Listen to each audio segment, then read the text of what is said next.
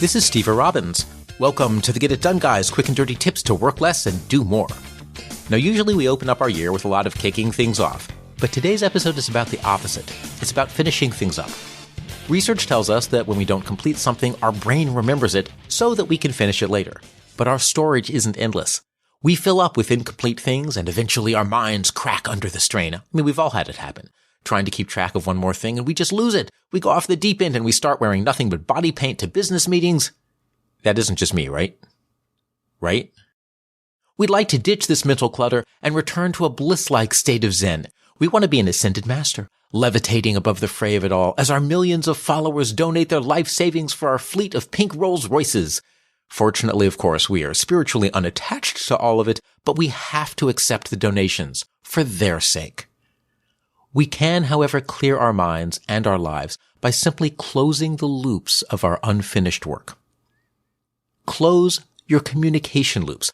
Now, awkward phone calls are the worst. So we put them off for days and weeks and months and years, whether it's letting a loved one know about a lost relative or telling your schmoopy the cat got sucked into the gutter, ate a radioactive mouse, and turned into a gigantic flesh-eating feline tower of terror again. There are always going to be phone calls that we'd rather not make. But we still think about them in the back of our mind. And the solution here is really simple. Act now.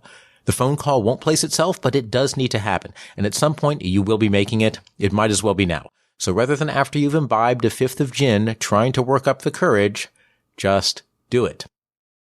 There's never a perfect way to share bad news, but once you've picked up the phone, your stress will relax. The stress is as much about ignoring something that won't go away as it is about the emotional arc of the call. Once things are resolved, you can get on with your life. So, call mom right now and tell her that you and your therapist have finally resolved your conflicted feelings about the meat hook punishment. Do it today, not tomorrow, not next week. The meat hook punishment isn't actually a traditional child-rearing technique, and time isn't going to change that. So why wait? It's best she finds out now before she offers to babysit the neighborhood kids. Close your planning loops. The best laid plans of mice and men sometimes never get quite done. One big reason is that we rely on other people, and other people, not us, other people are flaky and impossible to reach. So if you're going back and forth with someone through text or email and you're not making any planning progress, close that loop by picking up the phone and calling them. Consider, if someone checks their email once a day, it could take weeks to have a full back and forth about finding the right time for a meeting or getting planning information from them. That same conversation takes about 10 minutes over the phone. The phone wins. If you're a millennial and you have an irrational fear of the phone, oh geez, guys, get over it. Seriously, teenagers for the entire 20th century would beat their parents unconscious and sit on top of their broken, bruised bodies just to spend 5 minutes on the phone with their best friend talking about the latest episode of the Brady Bunch. All teenagers did this. The phone is not scary. It will not hurt you. If you are actually scared of conversation, that is probably considered a clinical condition. Get help. And to be frank, I'm not joking about this one. Phones are not optional. Europa has just such a problem. She's decided to consolidate her secret control of the Eastern Bloc countries under her supreme leadership, and she needs the leaders to pledge their allegiance. But most of them are paranoid tyrants who never meet anyone face to face. They also never check their email. So Europa decides after months of trying to plan by email to just pick up the phone and call. Once she gets each leader on the phone, she can influence them into meeting her in minutes. Planning problems solved and expense of developing telephone-based mind control device justified. Finish and close the loops with your project backlog. When you have too many projects on your plate, just knock them down one at a time. List everything you need to finish and order them by how soon they need to get done. Then make a schedule to ensure you close each loop in succession. And one note about finishing projects this way, it really helps to manage your due dates thoughtfully. If you miss a project deadline, reconsider if it's worth taking the extra time to finish it. If the task is a must-do, give yourself more time to complete it, but if the task is less pressing, you might consider just dropping it entirely, cross it off your list, let it go.